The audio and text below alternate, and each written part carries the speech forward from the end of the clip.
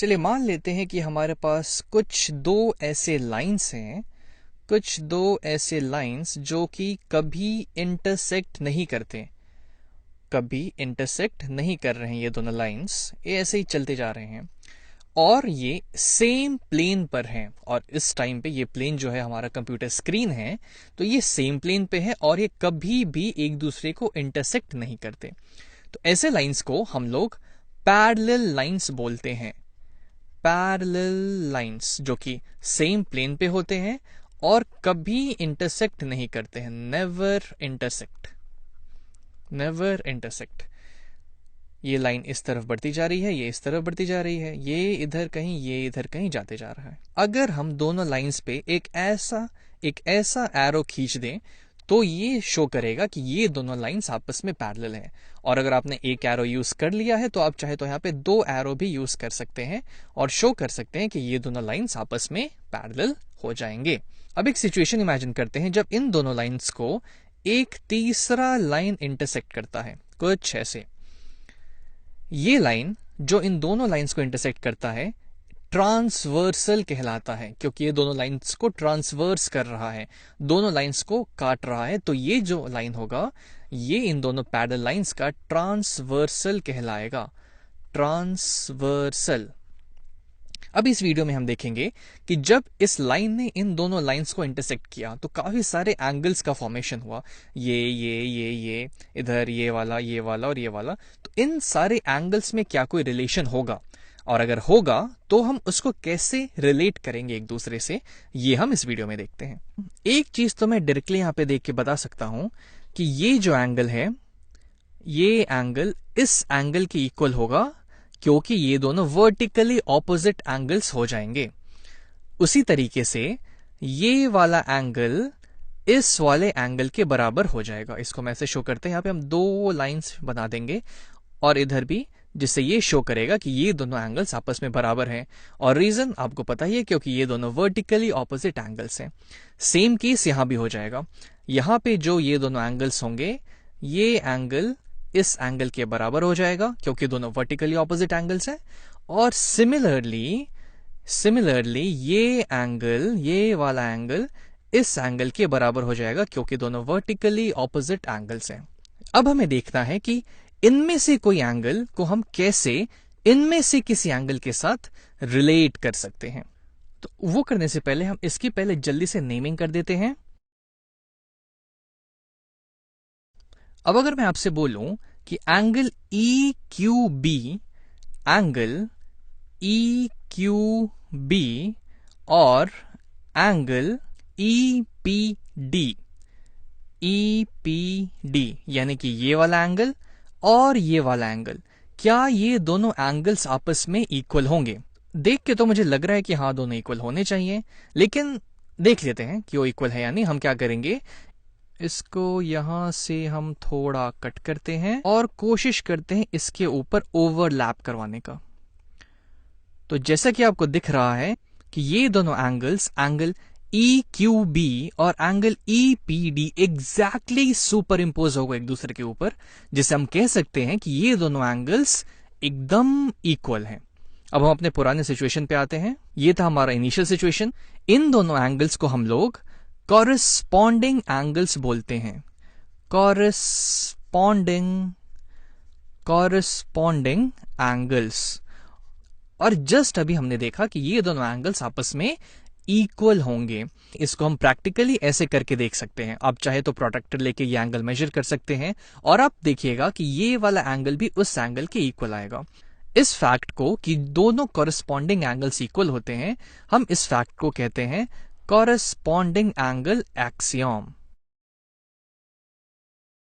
Corresponding angle axiom. Axiom मतलब हुआ कि ऐसा फैक्ट और स्टेटमेंट जो हम बिलीव करते हैं, जो हम मानते हैं कि सत्य है, जो ट्रू है, लेकिन उसका कुछ मैथमेटिकल प्रूफ नहीं है हमारे पास, हम मेजर करके देख सकते हैं।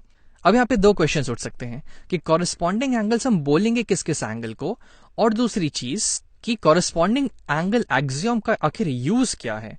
तो उस पर बढ़ने से पहले हम इस एंगल्स का कुछ नेमिंग कर देते हैं ताकि हम बड़ी आसानी से इसको जल्दी जल्दी लिख सकें।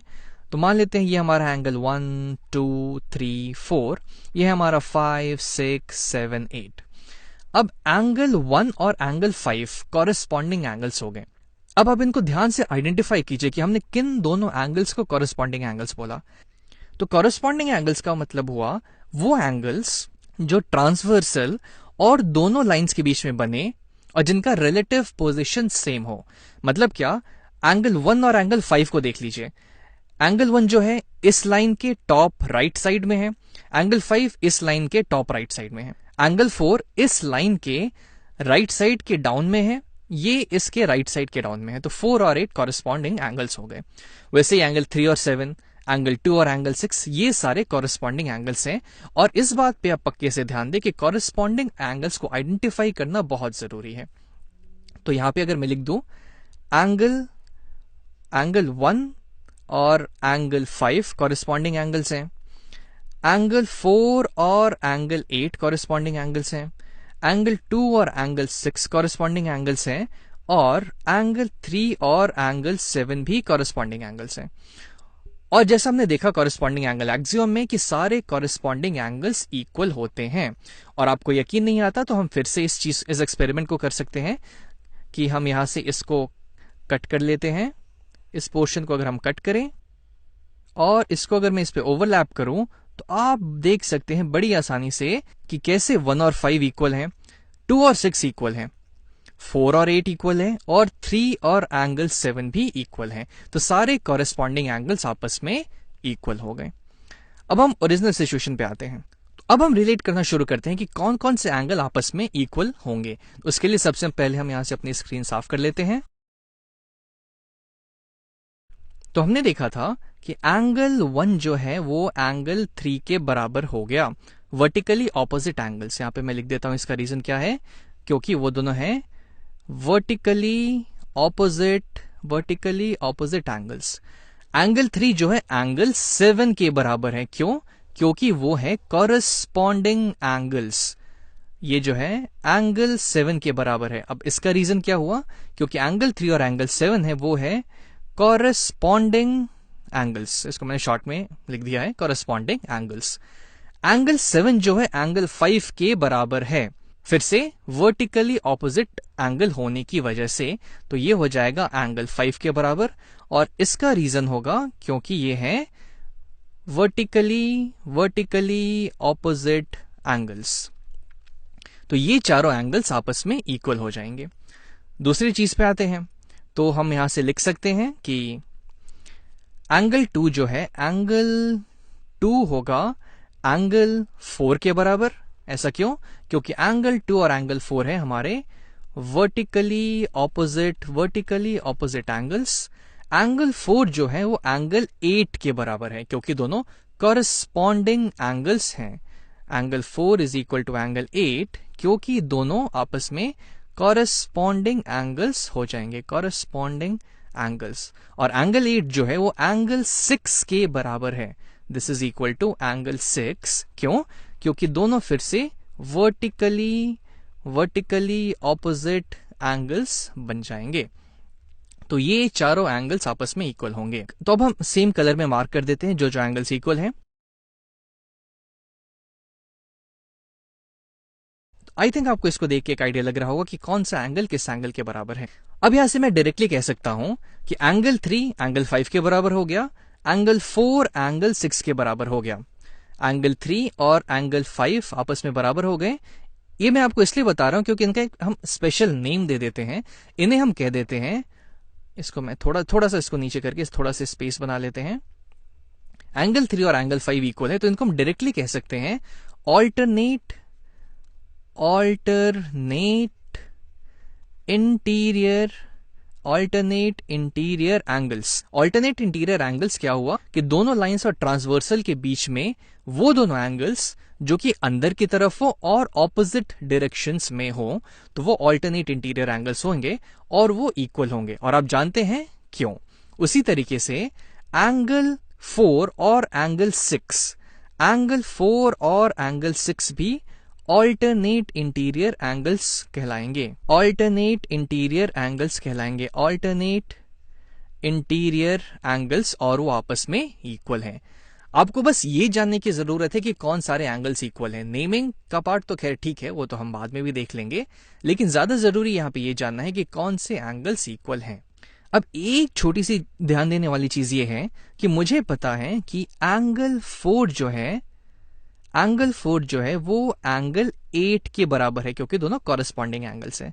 अब एंगल 5 और एंगल 8 एडजेसेंट एंगल्स हैं, जिनका टोटल सम 180 डिग्रीज है, तो दोनों एक दूसरे के सप्लीमेंट्री एंगल्स भी हो गए। तो क्या मैं एंगल 8 को लिख सकता हूं 180 डिग्रीज माइनस एंगल 5 हो सकता है, क्योंकि एंगल 8 की वही वैल्यू होगी 180 डिग्रीज माइनस एंगल 5, और ये किसके बराबर है? ये है एंगल 4 के बराबर। अब दोनों साइड में एंगल 5 ऐड कर देता हूं, तो मेरे पास हो जाएगा कि एंगल 4 प्लस एंगल 5 जो है 180 डिग्रीज के बराबर आ गया। इन दोनों एंगल्स को हम लोग बोलते हैं को इंटीरियर एंगल्स। और जैसा कि हमने देखा कि इनका सम 180 डिग्रीज होता है, तो ट्रांसवर्सल और दोनों लाइंस के बीच अंदर की तरफ सेम साइड में जो दोनों एंगल्स होते हैं वो को इंटीरियर एंगल्स कहलाते हैं, और दोनों का सम 180 डिग्रीज होता है। उसी तरीके से एंगल 3 और एंगल 6 भी को इंटीरियर एंगल्स होंगे। एंगल 3 और एंगल 6 भी को इंटीरियर एंगल्स होंगे, और इनका भी सम 180 डिग्रीज होगा।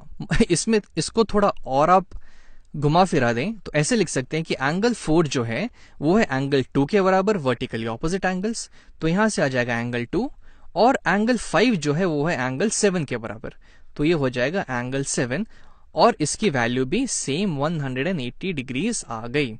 इन दोनों एंगल्स को हम लोग को एक्सटीरियर एंगल्स बोलते हैं। को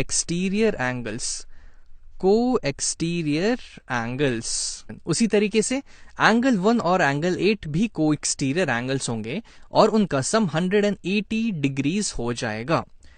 आप बस इस बात पे ध्यान दीजिए कि कौन से एंगल्स इक्वल है, उनमें रिलेशन क्या है। नेमिंग तो खैर वो तो हम देख सकते हैं बाद में भी, बट ज्यादा जरूरी यहां पे ये है कि कौन से एंगल्स किस एंगल्स के इक्वल होंगे।